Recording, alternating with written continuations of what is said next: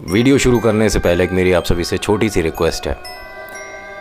जो हाल आप देख रहे हैं कोविड-19 का, इसमें देखिए मास्क ज़रूरी है, सैनिटाइज करें, हाथों को साबुन से धोएं और चेहरे को साबुन से धोएं। अगर बाहर से कहीं आते हैं, मार्केटिंग का कोई काम है, तो रात में सोने से जस्ट पहले स्टीम ज़रूर लीजिए, ठीक है। भाप, सादा पानी से, हल्दी वाला दूध, ये सब चीज़ें ज़रूर, ठीक है।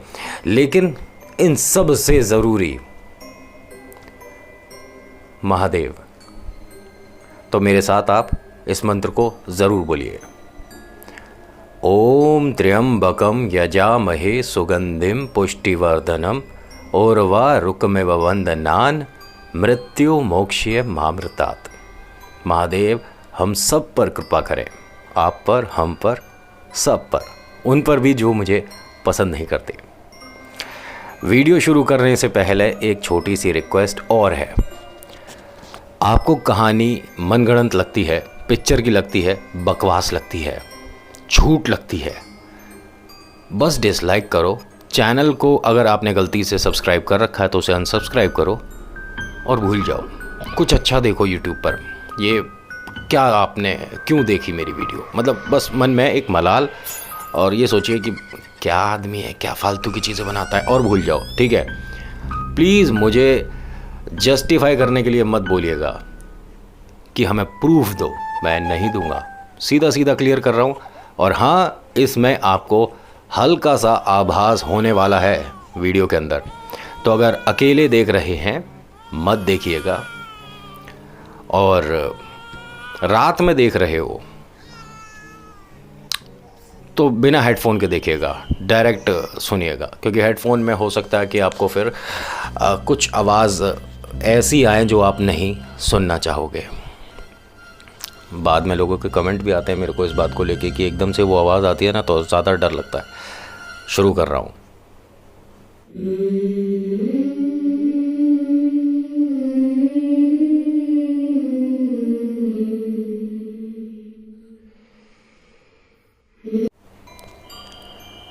नमस्कार, आपका स्वागत है आपके खुद के YouTube चैनल पर जिसका नाम है चाचा के फैक्ट्स। मेरा नाम नितिन है और आज एक और मैं कमाल की कहानी लेकर आया हूँ, और ये अभी फ़िलहाल में ही किसी के साथ घटना घटी है, और पहली बार ऐसा हुआ है कि किसी ने हमें अपनी कहानी भेजी और उसी दिन उस पर हमने काम किया है।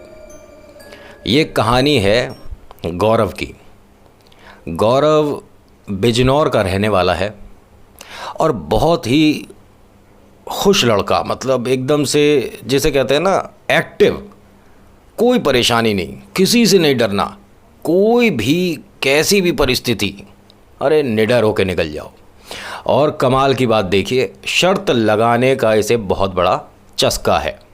जिस ऑफिस में काम करता है उस ऑफिस में हर कोई जानता है कि इसका स्वभाव कैसा है। हाँ, किसी पर भी कभी भी मजाक बना देना इसकी एक आदत है, और कभी कभी लोगों को पसंद नहीं आती हैं चीज़ें।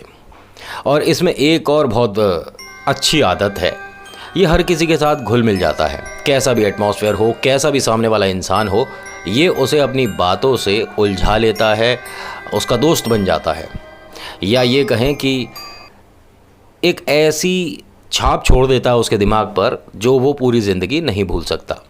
और हाँ, उसका एक सबसे बड़ा सवाल है, भूत प्रेत आत्मा, तीसरी शक्ति, ये सब झूठ है। कोई अगर प्रूफ कर दे तो जो कहो वो हार जाऊं। पूरे ऑफिस में उसने ये बात कई बार बोल रखी थी कि अगर कोई ये चीज़ प्रूफ कर दे कि हाँ तीसरी शक्ति होती है तो मैं अपने पूरे साल की सैलरी दे दूंगा। घर वाले भी ज़्यादा इस चीज़ को इम्पोर्टेंस देते नहीं हैं। कई बार घर पर भी बोल चुका है कि आप लोग पुराने ज़माने की बातें करते हो, भूत प्रेत आत्मा छलावे की बात करते हो, तो ये सब मनगढ़ंत बातें हैं पापा, ऐसा कुछ नहीं होता। उसके घर वाले कहते हैं कि ठीक है, अच्छी बात है, तुम नहीं मानते, लेकिन इस पर मजाक कभी मत करो, शर्त कभी मत लगाओ, क्योंकि अगर बाई चांस कभी सामना हो गया तो गलती हो जाएगी तुमसे बहुत बड़ी। उसने कहा मैं तो चाह रहा हूँ कि सामना करा दे कोई। कभी कभी इंसान के मुंह से निकली बात कब सच हो जाती है पता ही नहीं चलता। ये भाई साहब जितने अपने आप को तुर्रम खां समझ रहे थे, अब इनके पैरों के नीचे से ज़मीन निकलने वाली है। अब जिस ऑफिस में ये काम करते हैं, देर रात हो जाती है, तकरीबन समय होता है 12:30 पौने 1 बजे का। ऑफिस वाले बोलते हैं कि अब लेट तो हो गए हैं, कहो तो ऑफिस की गाड़ी आपको छोड़ देगी। तो उसने कहा मेरे को ज़रूरत नहीं, मेरे पास मोटरसाइकिल उठाऊंगा, चला जाऊंगा, घूमता घामता जाऊंगा आराम से, कोई टेंशन नहीं। तो ऑफिस के लोगों ने कहा कि नहीं, वहाँ गाड़ी जा रही है, अगर आप जाओ तो चले जाओ। उसने कहा आप जानते हो मैं कौन हूँ, उसके बाद भी आपको लगता है कि मैं आप लोगों से मदद मांगूंगा। अरे आपको मदद चाहिए तो मुझे बताओ ना, मैं कभी नहीं डरता। पूरे बिजनौर में मुझसे ज़्यादा एक्टिव, मुझसे ज़्यादा निडर लड़का नहीं मिलेगा। सबने कहा कि भाई बात तो ठीक है, लेकिन हालात अभी सही नहीं हैं, आप समझो। उसने सबकी बातों को नज़रअंदाज किया, अपनी मोटरसाइकिल उठाई और सबको बाय बोलकर चल दिया। ध्यान से सुनिएगा यहाँ पर। जैसे ही वो चला, पहला मोड़ पार करते ही काफ़ी अंधेरा हो गया उस सड़क पर, जिस पर हमेशा लाइटें जलती थी, स्ट्रीट लाइट जलती थी, एकदम रोशनी रहती थी। आज वहाँ अंधेरा है। ये मानिए कि कोई रास्ता बना रहा है इस तक आने के लिए। इसने उस चीज़ को नज़रअंदाज करा।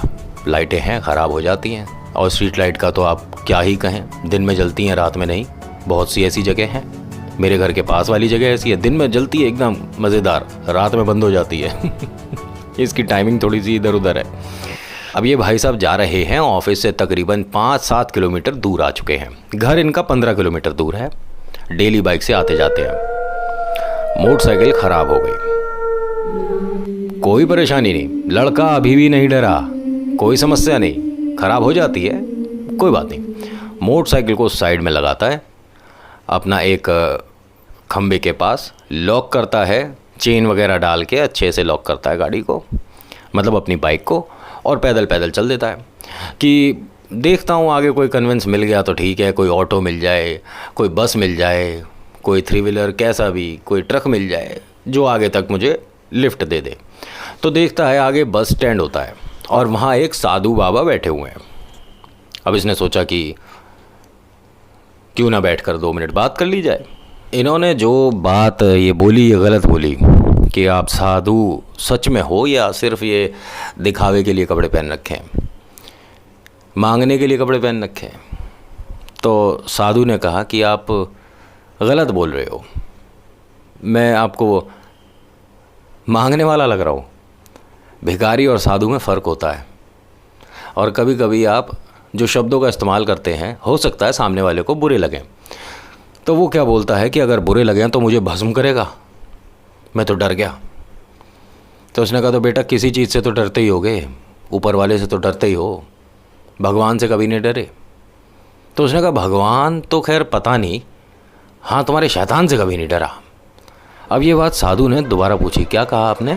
शैतान से कभी नहीं डरा, देखा है कभी शैतान? तो उसने कहा ऐसा है जी, पिक्चरें तो बहुत देखी हैं, कभी कभी टीवी पे सीरियल भी देखे हैं, फालतू की चीज़ों में ज़्यादा इंटरेस्ट नहीं है मुझे।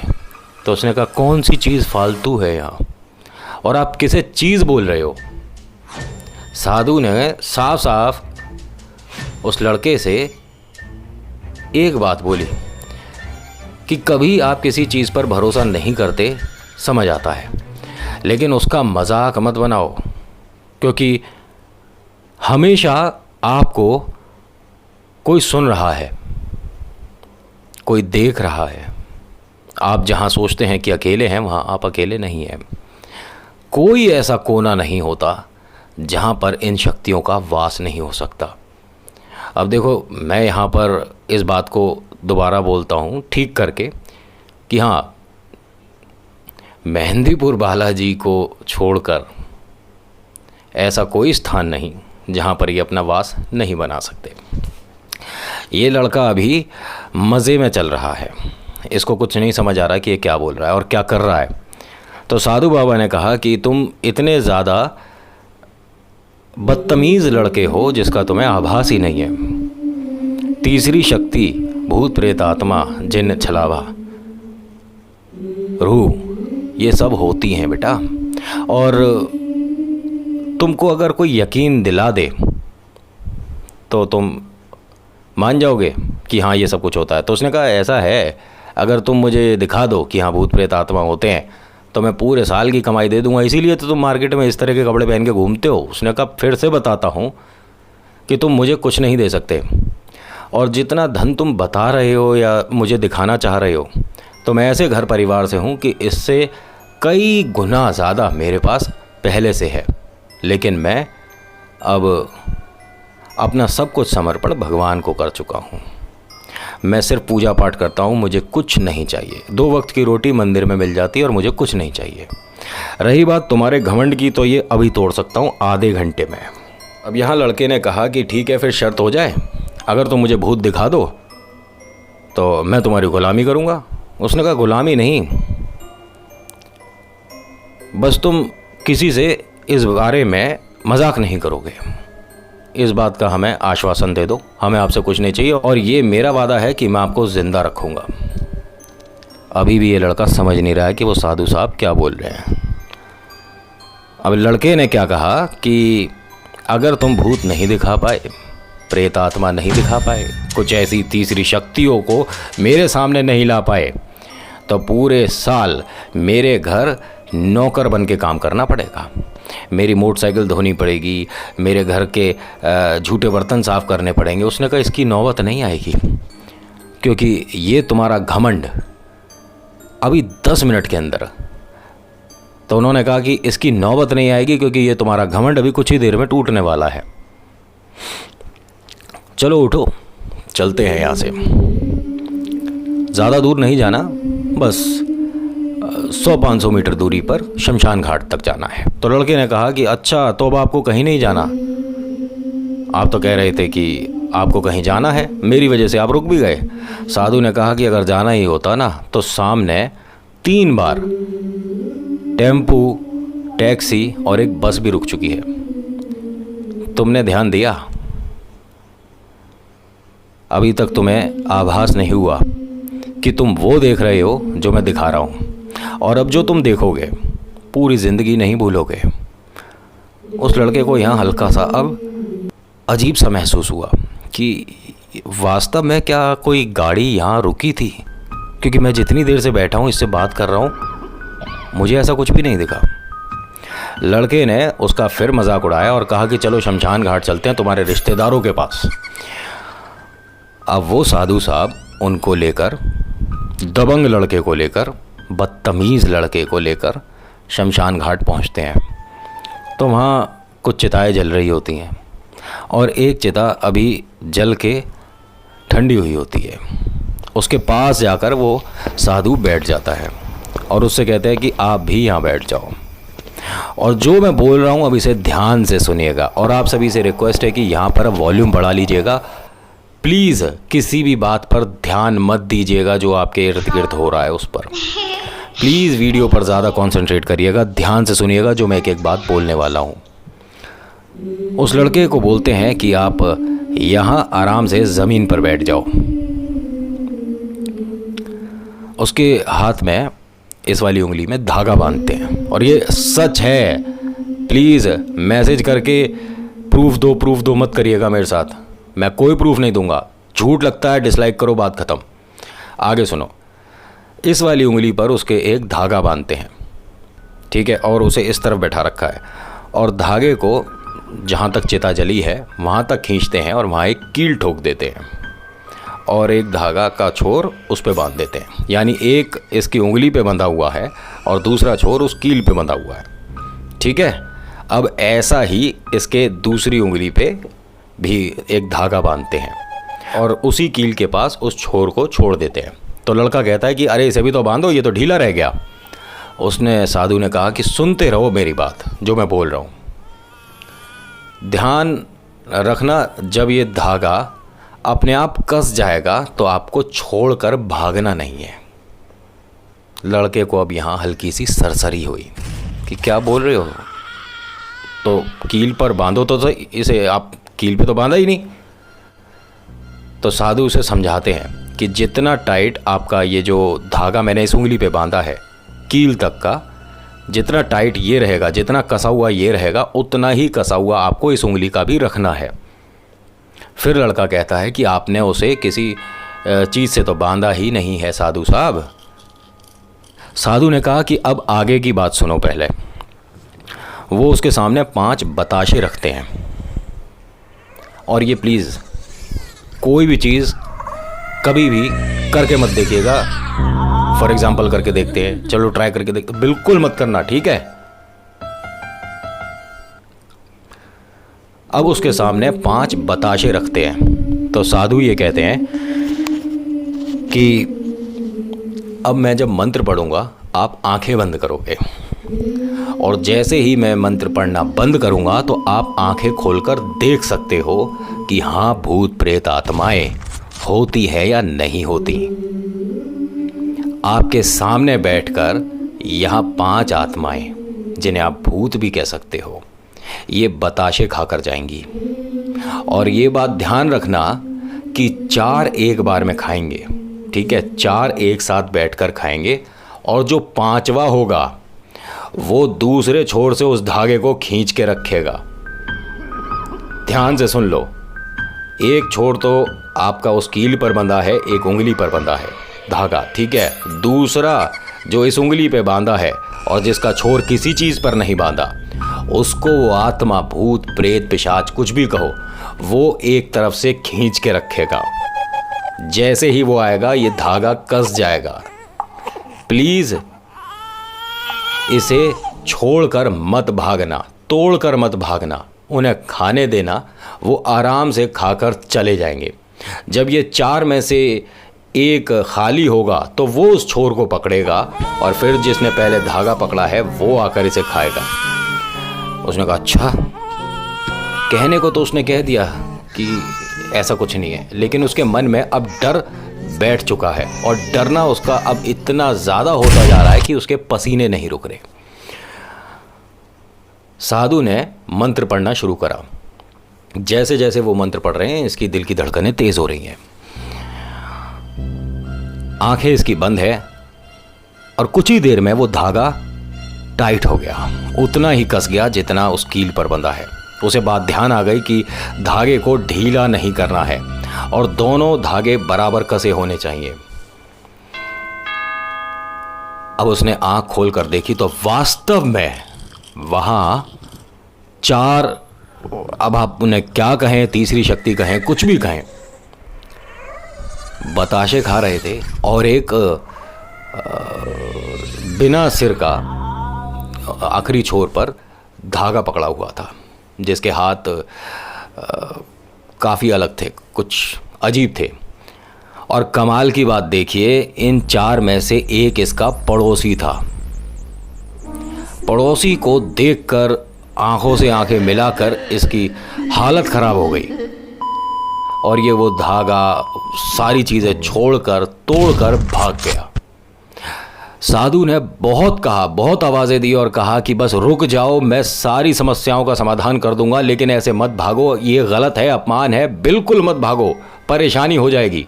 लेकिन इसने कुछ नहीं सुना, और ये वहाँ से सीधा भागकर घर आ गया। यकीन मानिए 7 किलोमीटर बिना रुके भागता हुआ ये घर पहुँचा था।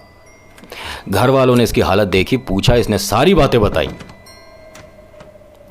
तो इसके पापा ने कहा कि क्या उल्टी सीधी बातें कर रहा है, पड़ोसी की तूने आत्मा देखी, वो तो अच्छा खासा घर पर है। तो उसने कहा पापा अभी पता करके आओ। तो उसके पापा ने कहा रात के 2:30 बज रहे हैं, मतलब कैसी बातें कर रहा है तू? कह रहा नहीं, पता करके आओ। तो उसके पापा उनके घर जाते हैं पड़ोसी के, और कहते हैं कि वो भाई साहब कहाँ हैं, उनसे ज़रा ज़रूरी बात करनी है। तो वो सब कहते हैं कि वो तो हॉस्पिटल में एडमिट हैं, और बड़ी परेशानी हो गई, आज उनकी जो फैक्ट्री है वहाँ स्पार्किंग हुई थी, जिसकी वजह से 10 लोग घायल हो गए, सब हॉस्पिटल में हैं। उसके पापा ने ये बताया ही नहीं कि उनकी आत्मा देखी है मेरे बेटे ने। रात जैसे तैसे कट गई। सुबह पता पड़ता है पड़ोसी को कि उनके जो वो हैं भाई साहब जिनकी आत्मा देखी है वो रात गुजर गए। अब इसके मन में डर ज़्यादा बैठ गया।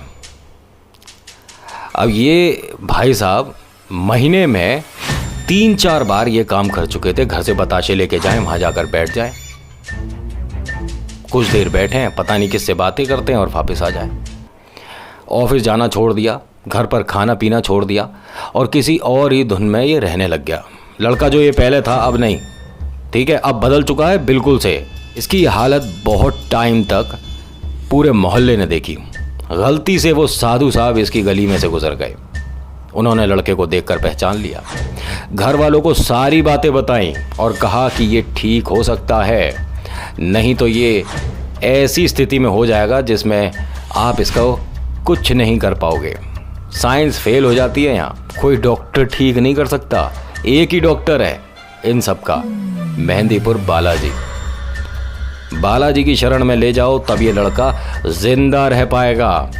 इतना बोला और वो साधु वहां से चले गए। मेहंदीपुर बालाजी लेकर जाते हैं। बच्चा आज जिंदा है, वो ठीक है, लेकिन इतना भी ठीक नहीं बोल सकते हम जितना वो पहले कभी हुआ करता था। इन्हीं के घर से मुझे एक कहानी भेजी गई है और इतनी ही कहानी है। अब आपको ये झूठ लगे सच लगे कुछ भी लगे, मुझे कोई फ़र्क नहीं पड़ता, लेकिन हाँ ये बात हकीकत है कि वो बच्चा, वो लड़का जो निडर, कभी किसी से नहीं डरता था, आज बालाजी का परम भक्त है, ठीक है, और इन चीज़ों पर भी, इन शक्तियों पर भी, माफ़ी चाहूँगा, विश्वास करता है। तो आज की वीडियो में इतना ही। आज की वीडियो आपको कैसी लगी मुझे बताइएगा ज़रूर। अच्छी लगी तो लाइक शेयर सब्सक्राइब ज़रूर करिएगा, नहीं लगी तो डिसलाइक करिएगा। बाकी जय बालाजी महाराज हम सब पर कृपा करें, सब कुछ ठीक रहे, सब कुछ ठीक हो जाए। आपकी कोई कहानी है तो मुझे व्हाट्सएप करिएगा, इंस्टाग्राम पर या मेल करिएगा, कहीं भी जहां आपको उचित लगता है। हमारी टीम उस पर रिएक्ट करेगी, मैं खुद आपसे बात करूंगा, फिर एक कहानी और लेकर आते हैं। बाकी thank you so much for watching, this is Nitin, take care, bye. Video देखने के लिए शुक्रिया, धन्यवाद।